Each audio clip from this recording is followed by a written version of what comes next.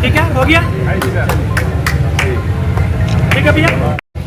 बजाता इस संवाद के कार्यक्रम को शुरू करने के लिए, जैसा कि आप जानते हैं कि अध्यक्ष का चुनाव करना आवश्यक होता है,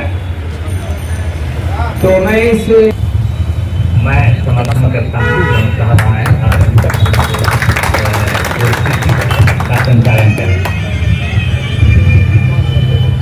1250 एकड़ जमीन अनसर्वेड लैंड है बिहार शरीफ की, और वो अनसर्वेड लैंड को 1907 से लेकर के आज तक सर्वे कराने का काम सरकार का था।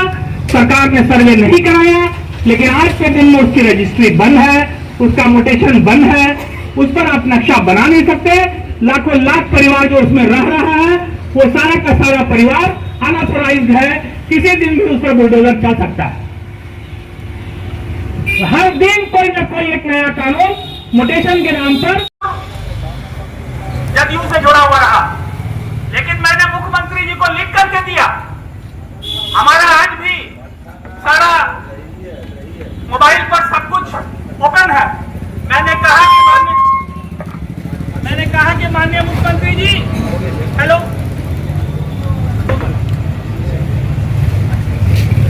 माननीय मुख्यमंत्री जी, आप स्पष्ट जान लीजिए कि आपका संबंध अगर भारतीय जनता पार्टी के साथ होगा तो कोई भी मुसलमान आपको वोट नहीं करेगा। इसलिए नहीं करेगा तो जानबूझकर अपनी क्षति, अपना नुकसान अपने हाथ से नहीं करना चाहेगा, और जो करना चाहेगा आप उसको बार बार दोयम दर्जे का नागरिक कहते हैं, आप उसको बराबर घुसपैठ बोलते हैं, आप उसको बराबर नुकसान पहुंचाने वाला बोलते हैं, देशद्रोही बोलते हैं, और फिर आप ये उम्मीद करते हैं कि वो आपको वोट करेगा। कैसे करेगा? ये एक आदमी के मानव सम्मान की बात है, ये सम्मान को ठेस करता है।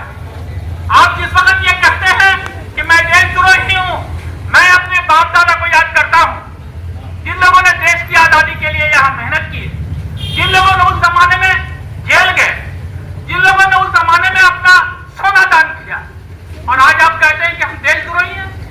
बात तमाशा, क्या बात है भाई? अपना सब कुछ दे देने के बाद भी मैं दोयम दर्जे का नागरिक बन गया और आप एकम दर्जे के नागरिक बन गए, जबकि आप उस समय जन की आजादी में, देश की आजादी में आप भाग भी नहीं लिए, आपने कोई हिस्सा नहीं लिया, बल्कि आपने नुकसान पहुंचाने का काम किया।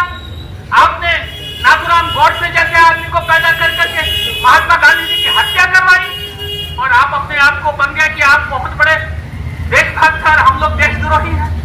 ऐसे भी तो कोई रिश्ता नहीं चल सकता। इसलिए अगर आप ये उम्मीद करते हैं कि मुस्लिम समाज आपको वोट करेगा, तो ये आपकी गलती है। वोट मुसलमान नहीं कर सकता है।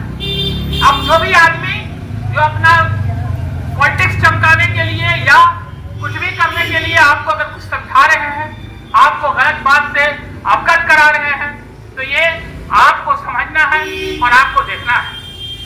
मैं उम्मीद करता हूं कि चुनाव के बाद माननीय मुख्यमंत्री जी फिर इसी तरफ आएंगे।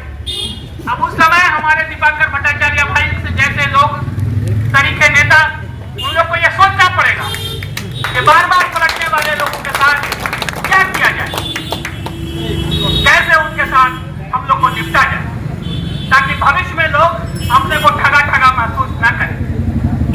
एक अजीब तरह का व्यवस्था है, एक अजीब तरह की व्यवस्था है, और इस व्यवस्था में ये जो चुनाव होने जा रहा है, 1 तारीख को हम लोग को वोट डालना है। मैं एज ए वार्ड पार्षद भी आप लोगों से अनुरोध करूंगा, गुजारिश करूंगा, ये हमारा कर्तव्य भी है कि आप लोग बड़ी संख्या में घर से निकलिए, निकल करके वोट डालने का काम करिए। अगर आप निकल करके वोट डालने का काम करिएगा, तभी एक बड़ा परिवर्तन दिखेगा, और जो परिवर्तन दिखेगा उसी परिवर्तन से आगे का देश बनेगा। यही बातों के साथ मैं अपनी वाणी को विराम देता हूँ। धन्यवाद। देश के प्रधानमंत्री को चुनने जा रहा है, क्या बोले? देश के प्रधानमंत्री को चुनने जा रहा है, और देश का प्रधानमंत्री पूरे देश में राजनीतिक संचालन के साथ साथ सामाजिक और जितने भी कानूनी संचालन होते हैं सब कुछ किया जाता है। आप लोग बार बार इस बात को सुन रहे हैं कि 400 400 400 और 400 के पार क्या होना है, चीज का दाम बढ़ना है, पेट्रोल का दाम बढ़ना है, डीजल का दाम बढ़ना है या क्या बढ़ना है, उनकी क्या मंशा है वो बात की बात है।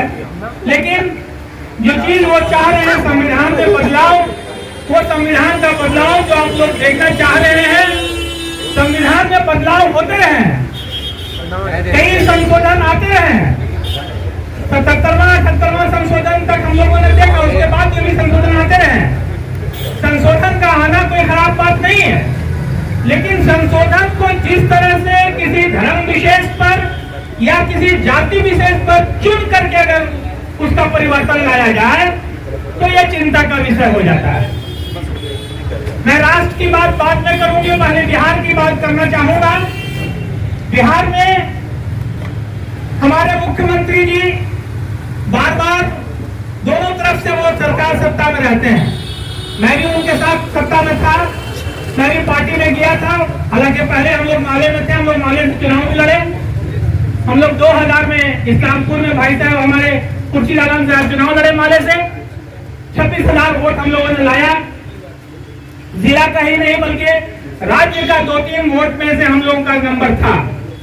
बहरहाल फिर भी कहना यह चाहेंगे कि राज्य में 4 कानून को हम लोगों ने देखा, जो 4 कानून किसी जाति विशेष को टारगेट करके ही बनाया गया। आज तक वो सफल नहीं है, लेकिन उस कानून को बना करके कितने लोगों को परेशान किया गया, कितने लोगों को जेल में डाला गया, कितने लोगों के यहाँ कुर्सी जब्ती हुई, ये आप समझ सकते हैं। पहला कानून था मोटर वाहन एक्ट में 4 चक्का, 6 चक्का, 12 चक्का, 18 चक्का कितना माल लोड होगा, कितना माल पर गाड़ी पकड़ावेगी, कितना माल पर गाड़ी नहीं पकड़ावेगी, क्योंकि ये जाना जाता है कि गाड़ी का काम, ट्रक का काम ये जाति विशेष के लोग करते हैं और उस जाति विशेष को टारगेट करके ये कानून लगातार डिस्टर्ब किया गया, बनाया गया। आज तक सफल नहीं है, कहीं 14 चक्का में भी माल पकड़ा रहा है, कहीं 18 चक्का में भी माल पकड़ा रहा है, कहीं 6 चक्का में भी माल पकड़ा रहा है। जितने भी ट्रक है 3 हिस्सा ट्रक कोई ना कोई थाना में कहीं ना कहीं पकड़ के रखा हुआ है। आप लोग देखते होंगे, बुद्धिजीवी है, जाते होंगे, आते होंगे, देखते होंगे, कोई भी थाना ऐसा नहीं है जहां 25-50 ट्रक पड़ा हुआ नहीं है। ये आप लोगों ने देखा।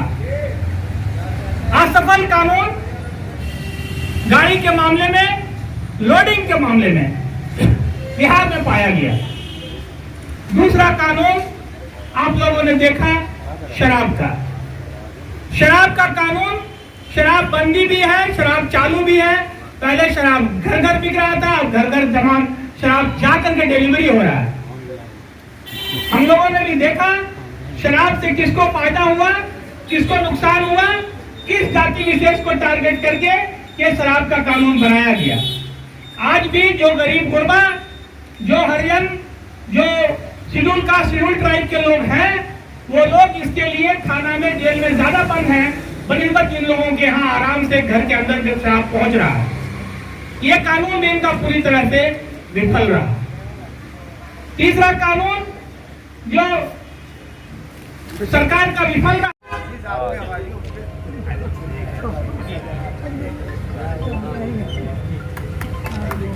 ठीक है, हो गया,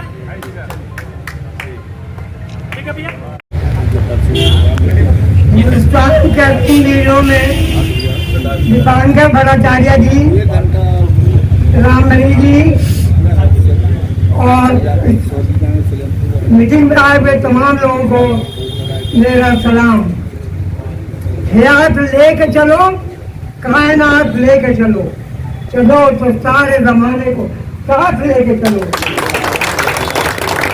दोस्तों, तकरीरें तो बहुत होती है और बहुत किया और बहुत अब तो मन्ना बनाते हैं, लेकिन एक बात मैं कहने के लिए सिर्फ आया हूँ, जब माइक मिला है तो कि तकरीर से किसी कौम की तकदीर नहीं बनती, तहरीक से उस कौम की तकदीर बनती। तहरीक अगर है, तहरीक के लिए आप आमादा हैं, धूप और गर्मी को अपने पर झेलने के लिए आमादा है, तो फिर आपकी तकदीर आपका खालिक बदल देगा, चाहे दुनिया कुछ करे। इन्हीं बातों के साथ मैं उम्मीद करता हूँ कि आने वाले दिनों में यानी 1 जून को आप लोग न धूप की गर्मी, न भूख, न प्यास। अब वो कौन है जो महीनों में रोजा रखते हैं, फिर 3 घंटा 4 घंटा बर्दाश्त करने की ताकत जो है, न प्यास आपको सताएगा, न भूख आपको सताएगा।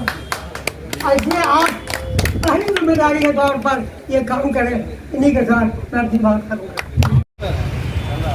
इस मंच पर मंचासी हिंदू रमा आदरणीय मुकाम पर भट्टाचार्य जी और तमाम यहाँ पर बुद्धिजीवी मुहद्दिस हजरात, सलाम अलैकुम, आदाब अर्ज़ है। इससे पहले वक्ताओं ने सारी बात को रखे हैं। मेरी एक इल्तजा है, हम जिस बिंदु पर कुछ लोग रख रहे हैं उसी बिंदु के लिए ये चुनाव हो रहा है। उस बिंदु के नजरिए को रखते हुए हम लोग अपना वोट बिल्कुल हम पर फर्ज बनता है कि हम अपना वोट बिल्कुल बढ़ाएं। उन्हीं चंद शब्दों के साथ अपनी बात करेंगे। इसको हम लोग कैसे हल करें?